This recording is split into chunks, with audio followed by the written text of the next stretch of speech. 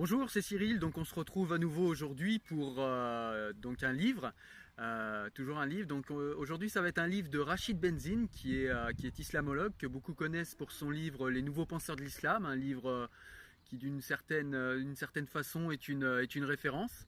Mais nous on va pas parler de ce livre aujourd'hui, j'en parlerai une prochaine fois parce que c'est un livre vraiment très dense et voilà, il faut que j'y passe pas mal de temps, puis il faut que je le relise surtout parce que je l'ai lu il y a quelques mois maintenant. Aujourd'hui, on va plutôt parler de Nour. Pourquoi n'ai-je rien vu venir? Donc, c'est un livre qui est sorti en 2016, donc l'année dernière. Il est sorti au Seuil. Et c'est un livre en fait qui va nous parler, qui va interroger les valeurs de l'Occident et interroger également les valeurs des terroristes, dont Daesh. Donc, que nous raconte ce livre de Rachid Benzine? Donc, ce livre, c'est, comme je vous l'ai dit, c'est un roman, donc c'est une histoire fictive. Mais voilà, qui pourrait être vrai et qui surtout utilise des arguments qui pourraient être vrais et qui sont vrais dans la plupart des cas. Donc l'histoire, c'est un papa musulman qui est seul et qui élève sa fille, donc elle-même musulmane. Il l'élève dans la tradition religieuse, mais il l'élève dans un islam plutôt des Lumières. Il l'élève dans un islam d'Averroès, on pourrait dire, plus que dans un islam fermé, obscurantiste, etc. Donc il l'élève dans un islam comme ça, avec une jeune fille qui est plutôt bonne en cours, hein, qui est pas du tout en échec scolaire, ça fonctionne bien à l'école. C'est quelqu'un qui réfléchit beaucoup, qui se pose pas mal de questions. Et puis elle va se radicaliser assez vite grâce ou à cause du net, plutôt à cause d'ailleurs, à cause d'Internet, comme c'est souvent le cas. Donc elle va rencontrer des mauvaises personnes. Et puis voilà, et puis elle va, comment dire, on va la manipuler comme ça arrive souvent dans la réalité, on va la manipuler par la compassion, de l'empathie forcée, quoi, en lui mettant beaucoup d'images de peuples musulmans massacrés, de peuples musulmans en guerre, etc. En mettant tout le contexte, parfois vrai, parfois un petit peu exagéré, un contexte victimaire, un contexte comme si c'était les seuls opprimés de la planète, etc. Et donc c'est à partir de ce genre de rhétorique qu'elle va se faire endoctriner et du coup qu'elle va se radicaliser. Donc le livre commence sur la désillusion du papa. Je ne l'ai pas dit, le papa est professeur de philosophie. Et donc le livre commence sur la désillusion de ce papa musulman, hein, donc qui a éduqué sa fille dans l'amour, dans la tolérance, voilà, dans un islam extrêmement ouvert. Et le livre commence, comme je l'ai dit, par la désillusion de ce papa devant les illusions de sa fille voilà, face au monde, face à ses injustices. Voilà, beaucoup d'illusions pour cette jeune demoiselle. Et il va commencer à s'opérer une déchirure idéologique entre le papa et la fille qui pourtant se voue une affection vraiment très très importante. Et c'est cette affection, pardon, qui va être le fil conducteur tout au long du livre. Elle va partir en Syrie, sa fille, hein, elle va partir se marier en Syrie avec un homme qu'elle a rencontré sur internet et qui souhaite faire le djihad armé, hein, le djihad dit islamique, mais voilà, on le sait tous, n'est pas du tout islamique, hein. Et donc elle va rentrer dans le quotidien de Daesh. Donc là, fini les illusions. Et on va, nous, à travers ses yeux, vivre le quotidien de Daesh.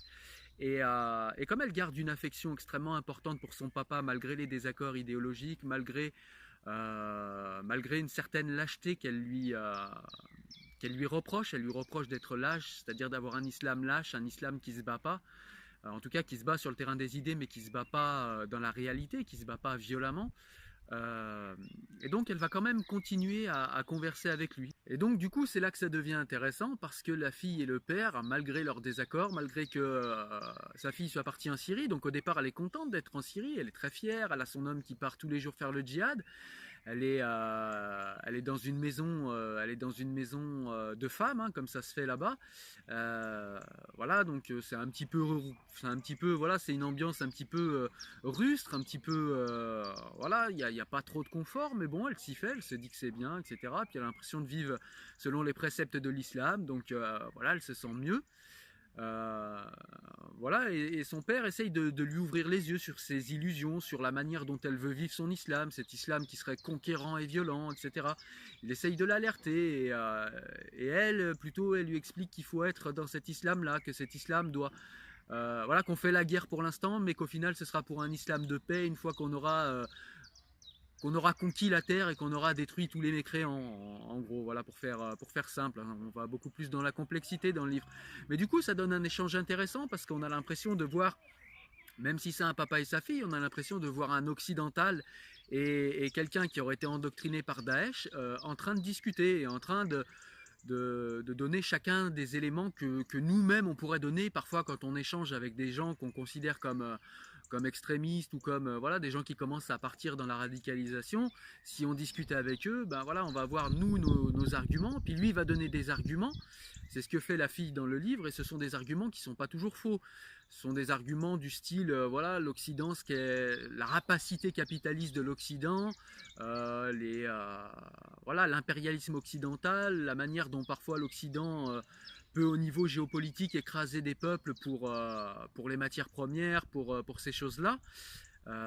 Et donc, voilà, c'est souvent les éléments qu'on nous met en avant. Et souvent, ceux qui embrassent cet islam radical ont une envie aussi, pas que, mais une envie aussi de résistance à l'impérialisme occidental. Même si j'aime pas trop ce mot impérialisme occidental parce qu'il veut tout et rien dire. Hein. L'impérialisme américain n'a rien à voir avec l'impérialisme français et inversement. Mais bon, voilà, c'est souvent quand on grossit un peu le trait et qu'on dézoome un peu, on voit les choses comme ça. On peut voir les choses comme ça en tout cas. Et c'est un petit peu, voilà, cet argument, ces arguments que va reprendre la fille de cet homme, et l'homme va essayer de lui répondre en lui disant que bah, voilà, c'est plus sur le terrain des idées qu'on se bat et que c'est plus par l'exemplarité qu'on peut lutter, voilà, ces choses-là. Donc c'est vraiment un livre qui est très très intéressant à ce niveau-là, et donc on a l'impression qu'on a la vision de l'Occident qui se confronte à la vision de personnes radicalisées ou de personnes dans les rangs de Daesh. Et c'est extrêmement intéressant à ce niveau-là. Voilà. Donc au fur et à mesure des échanges, voilà, la fille du père musulman, donc Nour, va voir le quotidien, va voir petit à petit son mari devenir de plus en plus dur, puis surtout son mari vouloir prendre une autre épouse, une seconde épouse, en lui disant que bah, c'est les préceptes de l'islam. Et là, ça va être un petit peu l'élément déclencheur qui va faire que Nour va un petit peu moins se mentir sur son quotidien. Donc il faut savoir aussi, je ne l'ai pas dit, qu'elle ne sort pas du tout, elle n'a pas le droit de sortir, si ce n'est un petit peu devant la maison de femme voilà, pour prendre un peu l'air, etc. Et puis entre-temps, son mari, donc son djihadiste de mari, l'a mise enceinte. Donc elle va avoir un bébé et elle est fière de ce bébé qu'elle va avoir. Elle le considère déjà comme un futur djihadiste, comme un futur soldat d'Allah. Et voilà, et son père, lui, qui est triste, essaye de la raisonner, de lui demander si elle veut pas un meilleur cadre pour son fils, etc. Enfin bref, je vais pas vous raconter tout le livre parce que là je suis en train d'aller un peu dans les détails, mais en gros, voilà, Nour va petit à petit à la naissance de son enfant, et puis quand son mari va lui réclamer une seconde épouse, va se désillusionner, va ouvrir les yeux sur le quotidien qu'elle voit, et puis elle va commencer à sortir surtout, et puis elle va se désillusionner sur le quotidien, voilà, qu'elle vit avec Daesh, et elle va voir de plus en plus de choses. Et donc elle va essayer de se sauver. Je vous dirai pas comment ça termine, mais c'est vraiment un livre voilà, qui est au niveau émotif, qui est très... Ah, je sais pas, moi au niveau émotif il m'a marqué quand même. C'est un livre qui fait réfléchir, qui fait... On a beaucoup d'empathie pour Nour, pour cette petite Nour qui est plus perdue qu'autre chose, et malgré les horreurs qu'elle cautionne, on a quand même un peu d'empathie et on essaye de... Voilà, ça nous pousse, non pas à excuser, parce que le but du livre, voilà, en aucun cas Rachid Benzine cherche à excuser quoi que ce soit.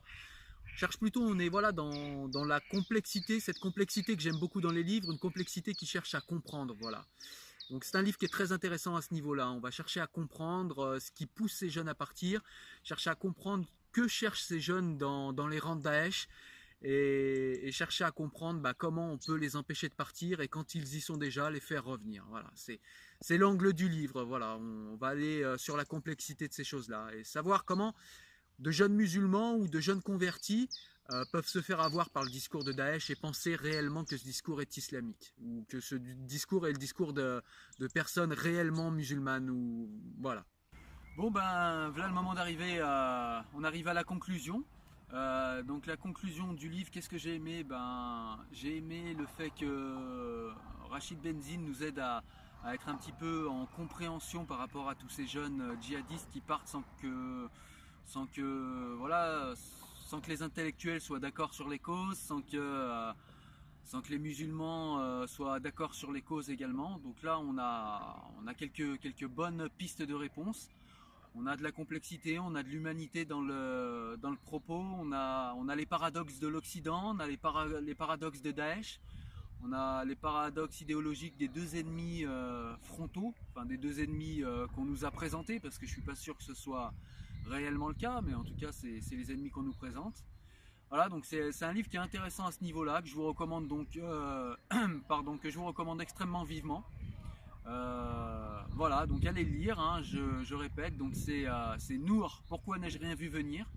C'est un livre qui est sorti l'année dernière, en 2016, au Seuil, et c'est un livre qu'il faut absolument lire, hein. Moi je l'ai lu en une après-midi, vraiment, c'est un petit livre, hein, c'est pas mais vraiment super intéressant, beaucoup d'émotions dans le livre, beaucoup de compréhension, enfin voilà, c'est un livre très intelligent que nous a fait Monsieur Benzine, et voilà, allez-y, foncez.